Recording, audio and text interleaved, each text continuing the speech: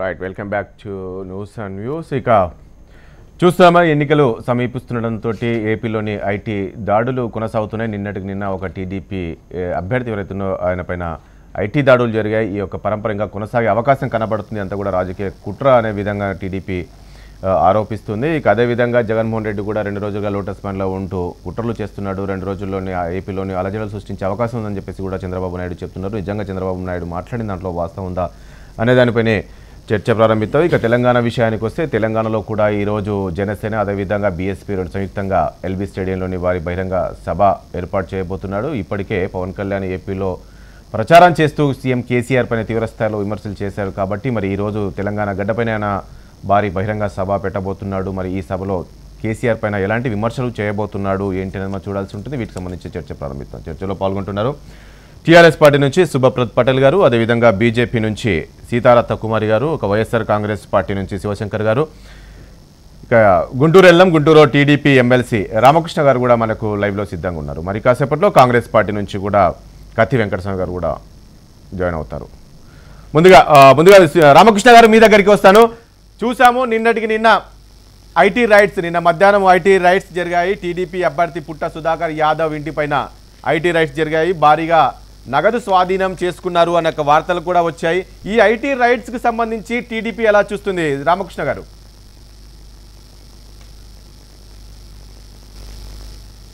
ఎన్నికల సమయంలో టీడీపీ అభ్యర్థుల్ని భయభ్రాంతులు చేయాలి, టీడీపీ అభ్యర్థులు ఏదో మోసం చేస్తున్నారు, వాళ్ళు తప్పులు చేస్తున్నారు, వాళ్ళు ఐటీ రిటర్న్స్ సబ్మిట్ చేయటం లేదు అని ఒక విష ప్రచారం చేయటానికి కేవలం టార్గెటెడ్గా టీడీపీ అభ్యర్థులను మాత్రమే ఎన్నుకొని ఎన్నికల సమయంలో టీడీపీ అభ్యర్థుల మీద నిన్న ఏదైతే పుట్ట యాదవ్ గారి మీద ఏదైతే దాడి జరిగిందో అది చాలా కుట్రపూరితమైనటువంటిది, అన్యాయమైనటువంటిది. వాళ్ళు ఐటీ దాడి చేసిన తర్వాత అక్కడ మా సీఎం రమేష్ గారు వెళ్ళారు. ఏమైనా దొరికినాయా అని చెప్పినట్టు ఏం దొరకలేదని చెప్పి ఇంతకుముందు నేను వీడియోలో చూడటం జరిగింది. అయినా టీడీపీ అభ్యర్థులనే టార్గెట్ చేసుకొని ఎందుకని ఐటీ దాడులు చేస్తున్నారు ఎన్నికల సమయంలో?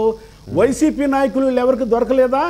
వైసీపీ నాయకులు అంత శుద్ధులైనటువంటి, ఏ తప్పు చేయనటువంటి, ఎందుకంటే వైసీపీ అవినీతికి ఆనకొండ, అవినీతికి కేర్ ఆఫ్ అడ్రస్ వైసీపీ నాయకులు.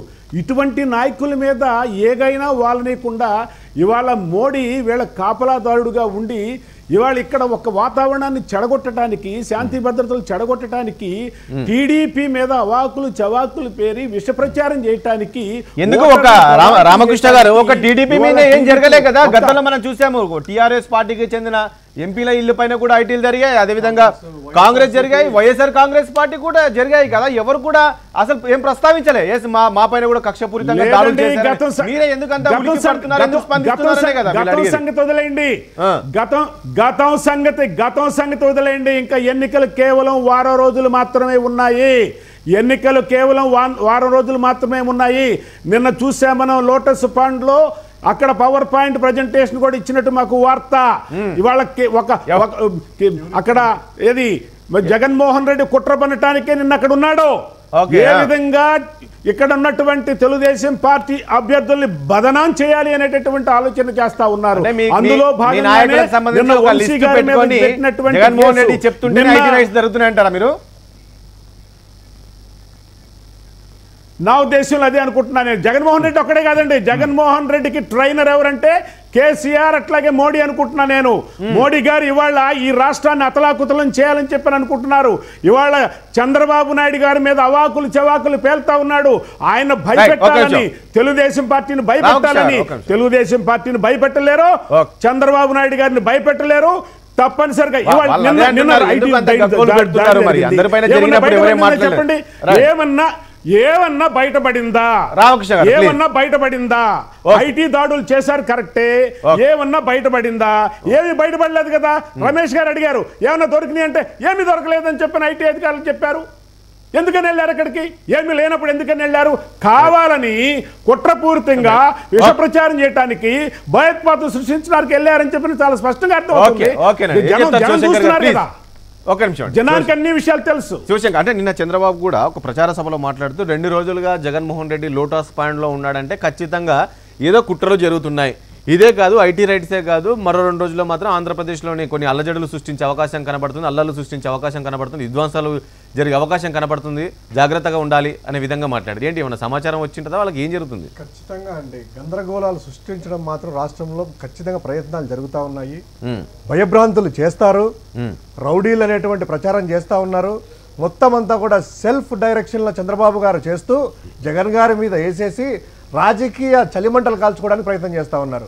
ఇంకోటండి, రాజకీయ పార్టీ పెట్టారు, 175 నియోజకవర్గాల్లో పోటీ పెడుతున్నాము, 25 పార్లమెంట్ స్థానాల్లో పోటీ పెడుతున్నాము. ఏ రాజకీయ పార్టీ అయినా కూడాను ఎన్నికల ప్రచారం జరుగుతున్నప్పుడు ఒకరోజు కూర్చొని లేదా కొంత సమయం కేటాయించేసి వ్యూహ ప్రతి వ్యూహాలు పన్నుతారా లేదా? మీకంటే ఏబి వెంకటేశ్వర్ల ఇంటెలిజెన్సీ అంతా పెట్టుకొని పోలీసు వ్యవస్థను మిస్యూజ్ చేసుకుంటాను మీరు రెవ్యూలు తెప్పించుకుంటున్నారు. ఒక రాజకీయ పార్టీ నాయకుడిగా ప్రచారం చేసేసి ఒకరోజు ఆపేశారు, రివ్యూ చేసుకుంటున్నారు. ప్రచారం ఎలా జరుగుతుంది, ఎక్కడెక్కడ కాన్సన్ట్రేట్ చేయాలి, ఎక్కడెక్కడ అభ్యర్థులు ఇంకా ప్రచారం ముమ్మరం చేయాలనేటువంటిది రివ్యూ కమిటీలు కూడా వేసుకోకూడదు. అది కూడా చంద్రబాబు చెప్పినట్టు, చంద్రబాబు అయ్యా మేము ఈ రోజుకి ఇంట్లో కూర్చోవచ్చు అని చంద్రబాబు పర్మిషన్ ఏమైనా కావాలో నాకు తెలియదు. చంద్రబాబు పర్మిషన్ కావాలంటే అప్లై చేస్తాం, అది ఏమన్నా కొత్తగా రాజ్యాంగ నిబంధనలు ఏమన్నా సడలించారో తెలియదు, చంద్రబాబు గారు చెప్తే చేస్తాము. ఇంకోటి, ఐటీ దాడులు అంటున్నారే, ఐటీ దాడులు అయ్యా గత నెలలో చూసుకుంటే 4 రోజుల కిందటి నుంచి మా విశాఖ ఎంపీ అభ్యర్థి మీద అయితేనేమి, తర్వాత నెల్లూరు జిల్లాల కావలి ప్రతాప్ మీద అయితేనేమి, వీళ్ళందరూ కూడా వైఎస్ఆర్ పార్టీ అయితేనేమి. అంతెందుకండి, ప్రతి ఎన్నికలు వారం రోజుల్లో ఎన్నికలు జరిగే సమయంలోని ఆల్ ఆఫ్ సడన్ గా వీళ్ళపైన దాడులు జరగడం అంటే వీళ్ళు ఏమనుమానిస్తున్నారంటే, ఎన్నికలు జరిగే 6 రోజుల ముందే తెలంగాణ రాష్ట్ర ప్రభుత్వం కూడా అధికారం ఉంది కదా, పొంగులేటి శ్రీనివాసరెడ్డి మీద వాళ్ళ పార్టీ అంటే బీజేపీ కేసీఆర్ ముద్దు కక్షపూరితంగా ఎవరిని కూడా అటు కదలనీయకుండా, టీడీపీ నేతలను కదలనీయకుండా భయభ్రాంతులకు గురి చేయడానికి చేస్తున్నారు. ఎందుకంటే మనం గతంలో చూసాం కదా, కర్ణాటక కావచ్చు, తమిళనాడు తరహాలనే ఈరోజు బీజేపీ చేస్తుంది అనేది వాళ్ళ ఆరోపణ. సరే సార్, నిన్న ఇలా చెప్తున్నారు కదా, మా రమేష్ గారు వెళ్తే ఐటీ అధికారులు ఏం లేదు. అయ్యా రామకృష్ణ గారు, మీరు ఎమ్మెల్సీ ప్రజాప్రతినిధి, మీరు ఒక్కసారి వీడియోలు తెప్పించుకొని చూసుకోండి.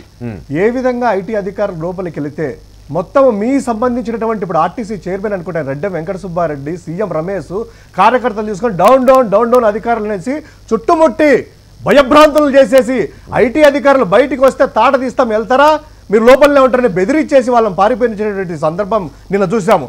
మీరు ఒక సగం వీడియో తీసుకొని ఏమి చెప్పలేదు, అధికారి మాట్లాడేది ఒకసారి ప్లే చేయగలరా మీరు?